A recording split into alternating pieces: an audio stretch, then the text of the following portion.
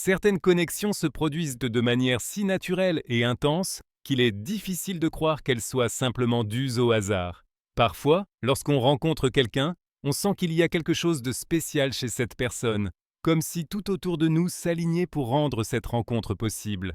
Lorsque l'univers souhaite réunir deux personnes, certains signes commencent à apparaître. Ils ne sont pas toujours évidents, mais ils sont bien réels. Des rencontres inattendues, des conversations qui nous touchent profondément, des chemins qui se croisent au moment parfait. Cette vidéo nous invite à réfléchir à ces rencontres qui semblent guidées par quelque chose de plus grand. En nous appuyant sur les idées de Carl Jung, nous allons explorer comment l'inconscient, les archétypes et les mouvements de l'âme nous rapprochent des personnes avec qui nous partageons un lien véritable. Si vous croyez que certaines rencontres ont un sens, commentez ci-dessous « Je suis ouvert » au signe de l'univers. Pour Carl Jung, rien de ce que nous vivons n'est totalement dû au hasard. Les relations les plus significatives, surtout celles qui semblent destinées, sont souvent liées à des dynamiques profondes de notre inconscient. Jung pensait que l'inconscient collectif, une sorte de mémoire universelle partagée par tous, influence fortement nos choix et nos rencontres. Lorsque nous avons l'impression que l'univers veut que nous soyons avec quelqu'un, nous ressentons en réalité une harmonie entre ce qui se passe à l'extérieur et ce qui existe en nous.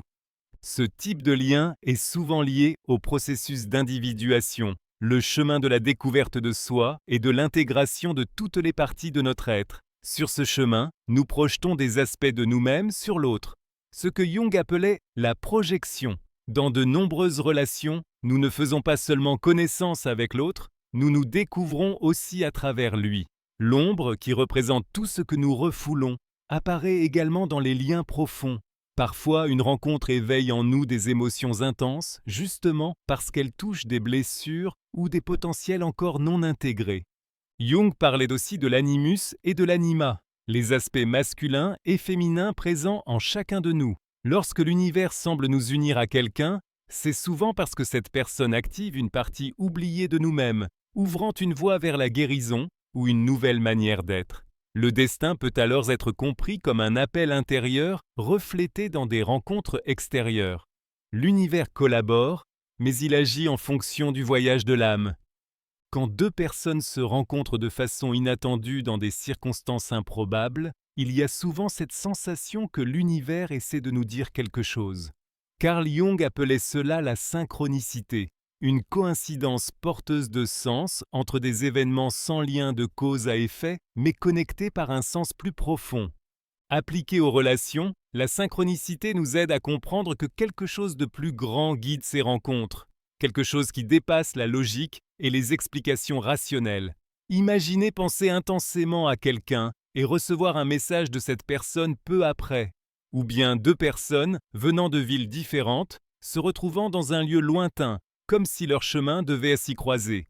Pour Jung, ces événements ne sont pas de simples hasards. Ce sont des manifestations de l'inconscient collectif en interaction avec la réalité extérieure. Ces signes nous invitent à prêter attention à ce qui est révélé.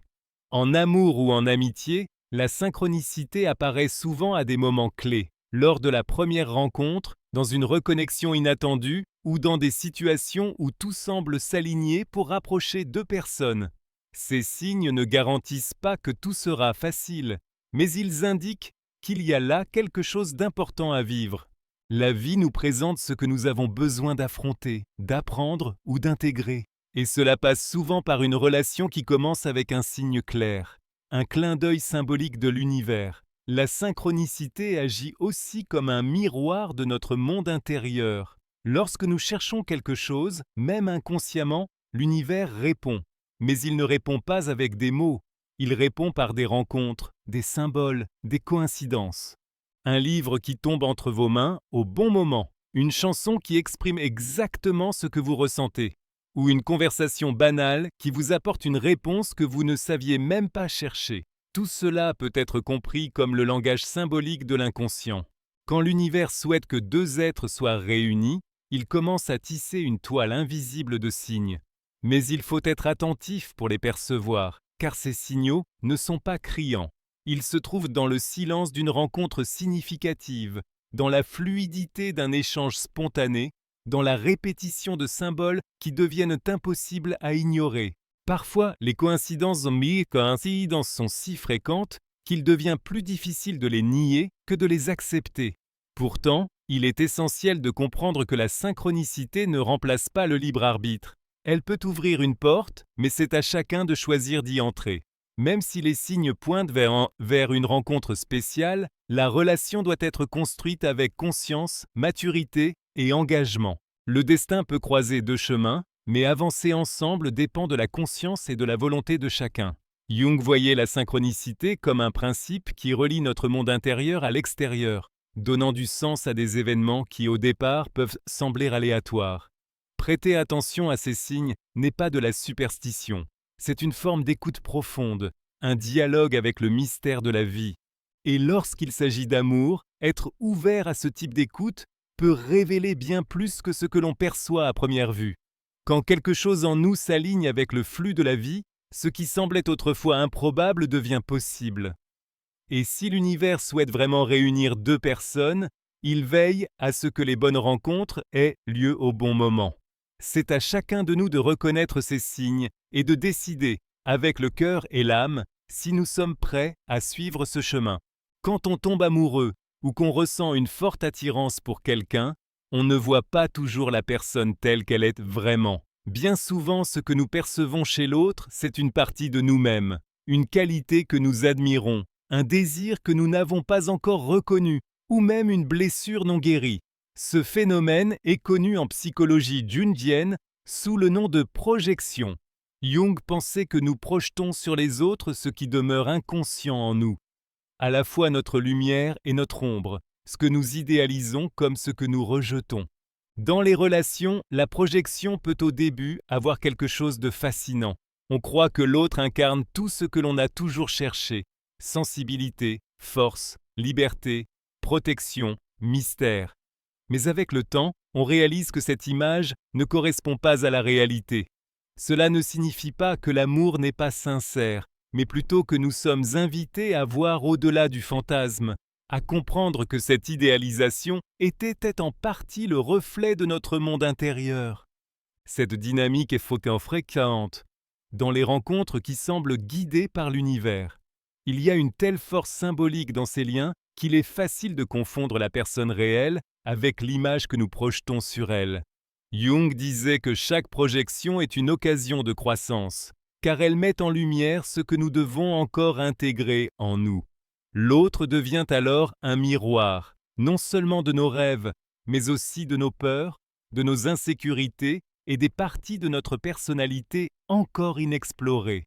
Quand on rencontre quelqu'un qui réveille des zones profondes de notre être, il est courant que des émotions intenses surgissent. Parfois, l'enchantement s'accompagne de douleur, parce que l'autre touche à de vieilles blessures ou fait remonter des conflits internes. La vérité, c'est que beaucoup de relations servent de terrain de guérison. Et pour que cela se produise, il faut accepter d'observer honnêtement ce que nous projetons. Qu'est-ce qui m'enchante autant chez cette personne? Qu'est-ce qui me dérange profondément? Qu'est-ce que cette relation éveille en moi que je ne ressens pas ailleurs? Ces questions nous aident à prendre conscience du processus. Avec le temps, on comprend que tout ce que l'on voit chez l'autre ne lui appartient pas forcément. Beaucoup de choses relèvent de notre propre projection. La colère, la jalousie, l'admiration, la dépendance, la peur de perdre, le sentiment d'être enfin complet. Tous ces éléments sont des indices de ce qui est encore en cours de transformation en nous. Et plus nous en sommes conscients, plus nous gagnons en liberté pour construire une relation authentique, sans masque ni illusion. Il y a aussi ce que Jung appelait des complexes, des noyaux émotionnels formés à partir d'expériences marquantes, notamment durant l'enfance. Beaucoup de nos relations réactivent ces complexes. Par exemple, une personne peut se sentir attirée par quelqu'un qui, inconsciemment, incarne une figure parentale. Cela explique pourquoi certaines relations semblent reproduire sans cesse les mêmes schémas, même lorsqu'on veut faire différemment. Mais il ne s'agit pas d'éviter les projections. Elles sont inévitables, surtout en amour. L'essentiel est de les reconnaître et de les utiliser comme des outils de connaissance de soi. quand on parvient à voir l'autre tel qu'il est vraiment, sans lui imposer nos attentes ou nos frustrations, on ouvre l'espace pour une rencontre véritable entre deux êtres entiers, et non entre deux images idéalisées. Ce processus demande du courage, mais il apporte une profonde libération. On cesse d'attendre que l'autre nous sauve, nous complète ou nous répare, et on prend en main notre propre chemin. L'amour cesse alors d'être une quête de ce qui nous manque, et devient l'expression de ce qui déborde déjà en nous. Alors, lorsque l'univers place quelqu'un sur notre route, et que nous sentons qu'il y a quelque chose de spécial, il est important d'observer ce que cette relation éveille en nous. Peut-être qu'elle nous montre quelque chose que nous avons besoin de voir. Peut-être qu'elle nous tend un miroir limpide, révélant à la fois la beauté et les ombres que nous n'avons pas encore pleinement reconnues. Et dans ce processus, nous avons l'opportunité de grandir, de guérir et de devenir plus entiers, avec l'autre, mais aussi par nous-mêmes. Quand on parle de rencontres destinées, on imagine souvent quelque chose de doux, de beau, presque magique.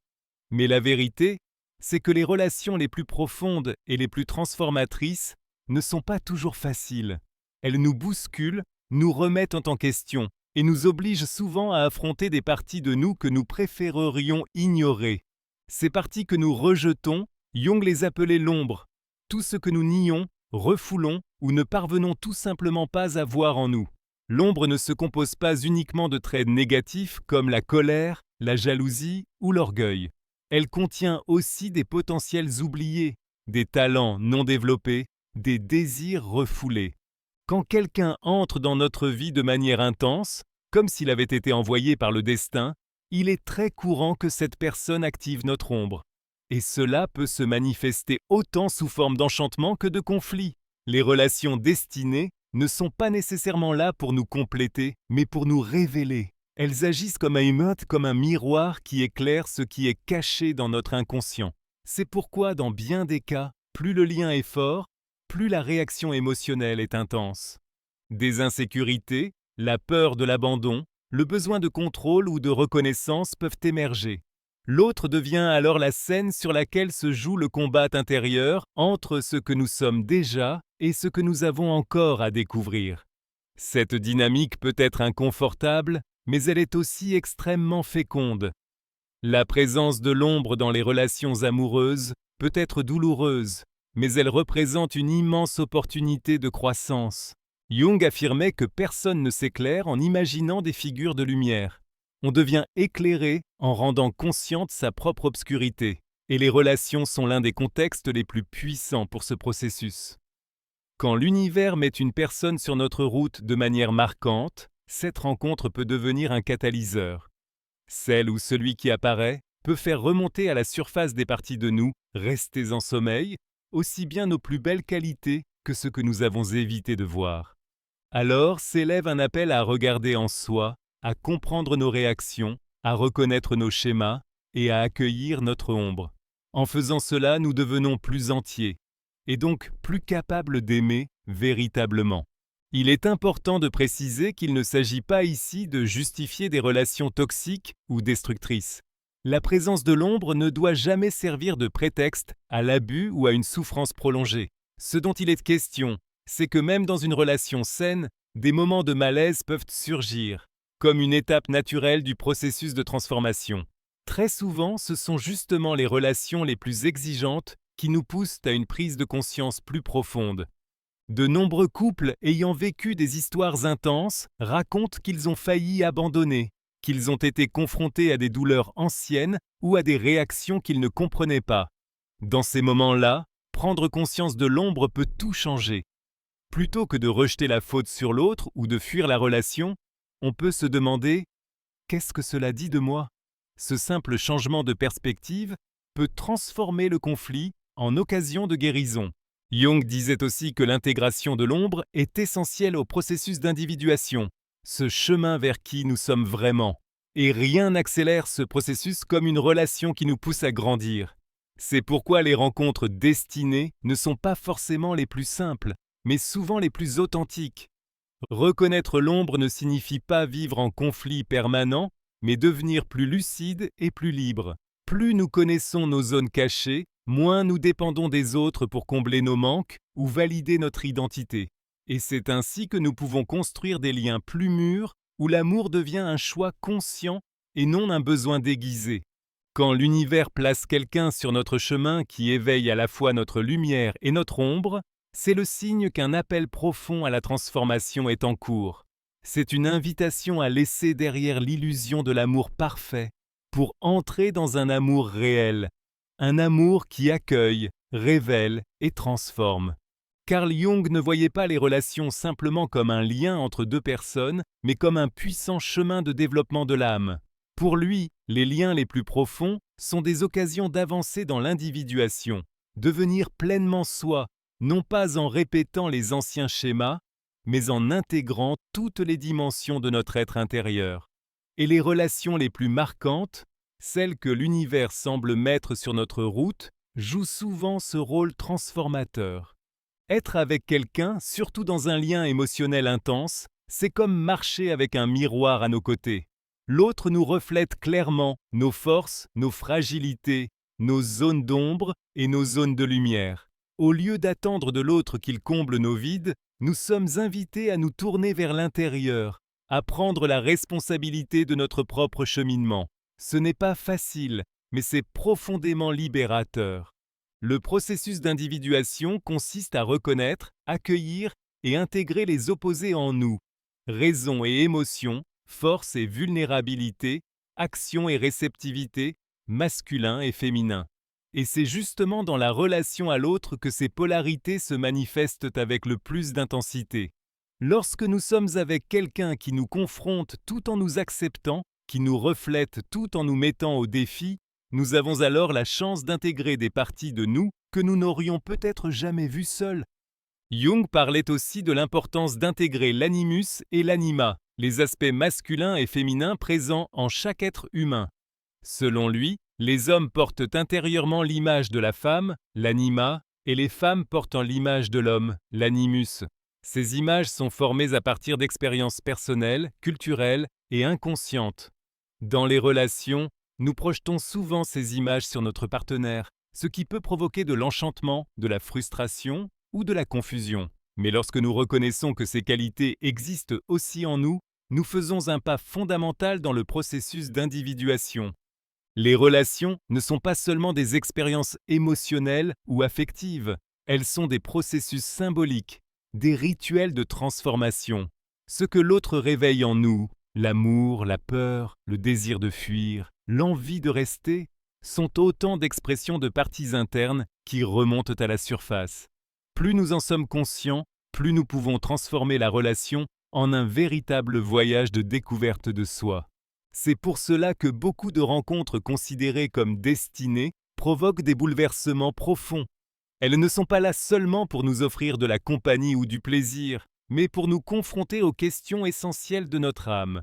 Ce sont des liens qui nous réveillent souvent de notre mode pilote automatique, qui brisent nos défenses et nous poussent à revisiter d'anciennes blessures tout en révélant des forces oubliées. Sur le chemin de l'individuation, il ne s'agit pas d'éliminer les conflits, mais d'apprendre d'eux. Chaque désaccord peut révéler une partie de nous encore non intégrée. Chaque geste d'amour peut exprimer notre capacité à accueillir, à prendre soin et à nous engager avec maturité. Et avec le temps, ce qui n'était au départ que désir ou fascination se transforme en présence consciente. L'intégration se fait aussi lorsque nous cessons d'attendre que l'autre nous complète et que nous commençons à le voir comme un compagnon de route, quelqu'un qui marche à nos côtés mais qui a aussi son propre chemin, ses défis et son rythme. À ce moment-là, l'amour cesse d'être une fusion pour devenir une communion, deux êtres distincts qui se rencontrent sans se perdre. Lorsque l'univers nous unit à quelqu'un de façon si profonde, il nous offre bien plus qu'une simple relation. Il nous offre un miroir de l'âme. Et devant ce miroir, nous avons le choix. Nier ce que nous voyons ou accepter l'invitation à la transformation. C'est ce mouvement intérieur, se regarder, grandir ensemble, intégrer ce qui était séparé, qui transforme une relation en véritable chemin d'individuation. Ainsi, au lieu de chercher l'amour idéal, nous pouvons apprendre à reconnaître la valeur symbolique de chaque rencontre. Lorsqu'une relation devient un pont entre ce que nous sommes et ce que nous pouvons devenir, elle cesse d'être uniquement une affaire de destin pour devenir l'accomplissement profond de l'âme. Et tout au long de ce chemin, l'univers continue de nous parler, à travers l'autre, à travers nous-mêmes, et à travers tout ce qui ne peut être compris qu'avec un cœur éveillé et une âme ouverte. Toutes les rencontres ne sont pas dues au hasard.